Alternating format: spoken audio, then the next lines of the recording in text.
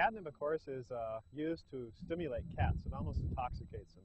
It's sacred to the ancient Egyptian goddess Bast, or Bast, cat goddess, also known as Bastet and all sorts of different names. And it's also used in basic healing types of spells.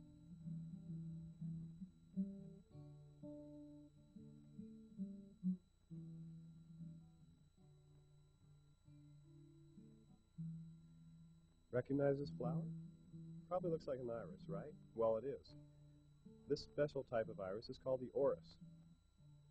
The root is powdered and added to love incenses or sprinkled on the sheets and rubbed on the body to bring love. Growing the flower in your garden spreads loving vibrations throughout your property. If you wish, construct a pendulum by attaching a cord to a piece of the dried orris root and use this to contact the subconscious or psychic mind. Orris can also be added to any psychic type sachet or incense.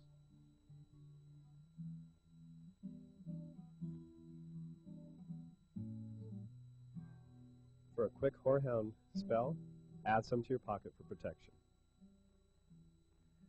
Tansy is an ancient plant, often carried to promote love. Many peoples have also worn tansy to lengthen the lifespan. Hey, that looks like angelica. Yeah, it's a great herb. It looks like celery, doesn't it? It's used for healing, visions, exorcism, and protecting the home.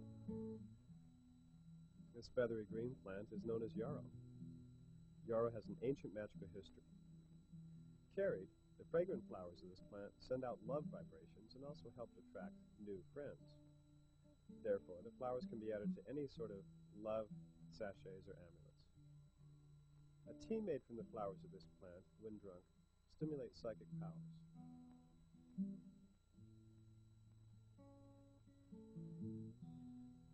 This green plant is known as mugwort. Mugwort isn't as bizarre as it sounds. Mug simply means mother, and wort, W-O-R-T, means herb. Mugwort, when stuffed into a pillow and slept upon, produces vivid psychic dreams.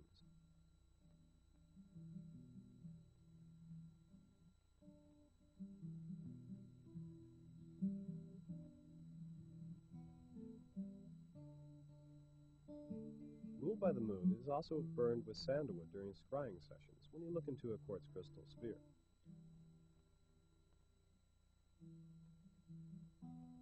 And a brew of mugwort is used to wash quartz crystal spheres or magic mirrors to heighten their abilities to tap our psychic minds.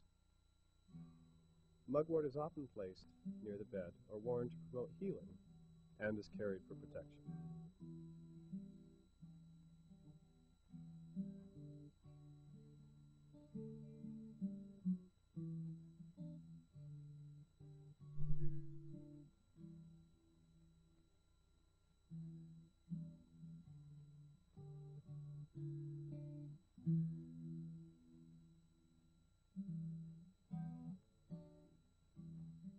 Recognize this plant? No, not the bird. Bird's a peacock. Ivy is a potent household guardian. Grown in the home, or even a piece of it placed in the home, it protects and guards everyone within it.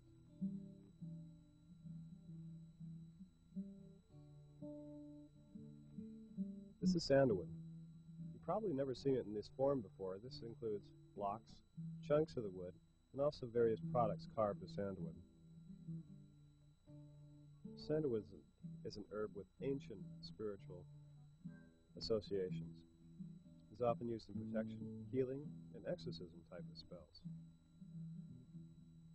It's burned during seances and during full moon rituals, often mixed with frankincense for this purpose. Powdered sandalwood can be scattered around a place to clear it of negativity, and is often used as an incense base.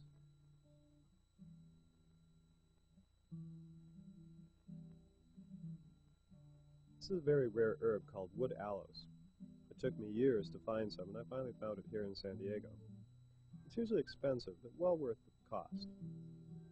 Anciently, the wood aloes was burned to attract good fortune, and was also used in incenses and magical evocatory rites during the Renaissance. These were rituals designed to bring about an actual physical manifestation of the spirit. This isn't my bag, but some people are into things like this.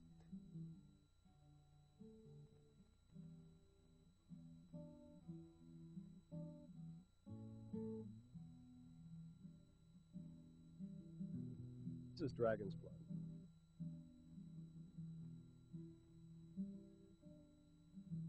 No, it's not the blood of a dragon. It's actually the resin from a tree that grows in the Middle East.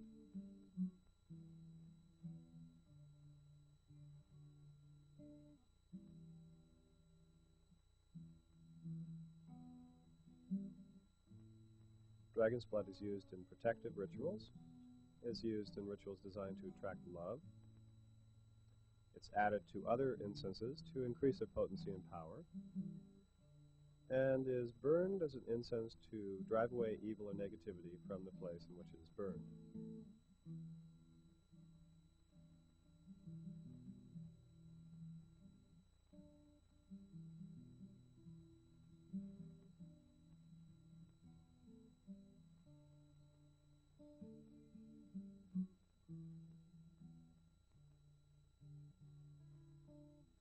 Bet you don't know what this is.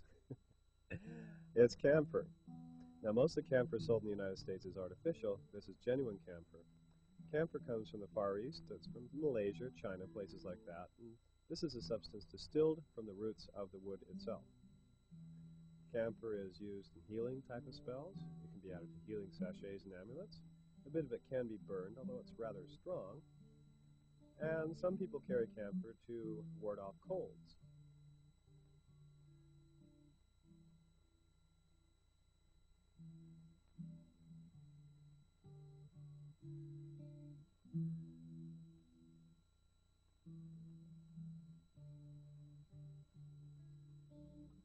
Copal is a herb, actually a gum from a tree that grows in Mexico and Central America. I consider copal to be a New World substitute for frankincense. And it can be used for all the different various purposes that frankincense is used for.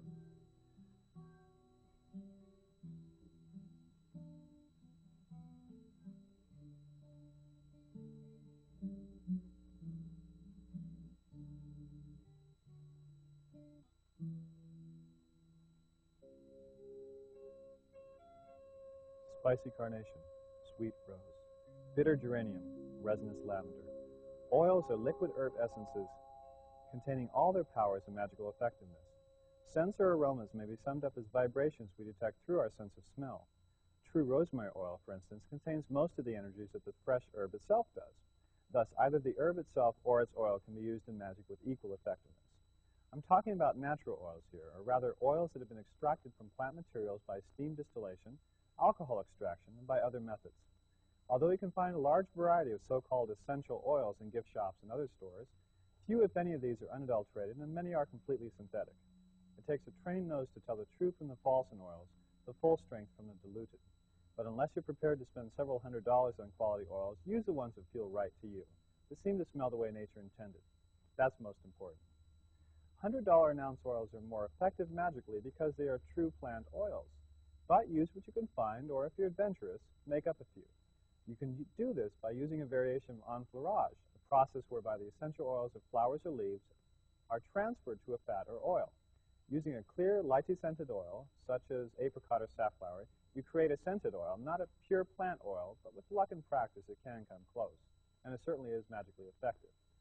To make your own oils, you need a large supply of fresh or dried flowers, leaves, or seeds. Scented oils can be made of one ingredient or a combination of several. It's best to start with one herb first. You'll also need a large, open-mouthed jar with a tight-fitting lid, cheesecloth, and a good base oil, such as apricot, safflower, or sesame. Don't use olive oil. Its scent is too heavy for good results. In my book, Magical Herbalism, I described this process, but didn't include the cheesecloth. Since the oil has to be strained periodically, the cheesecloth makes this much easier. Now fill the cheesecloth with enough flowers or leaves to fill the jar. It depends basically how big of a jar you use, how much flowers you actually need, but this is good for our demonstration purposes. Now, put the cheesecloth into the jar and cover it with a light base oil, such as safflower or apricot.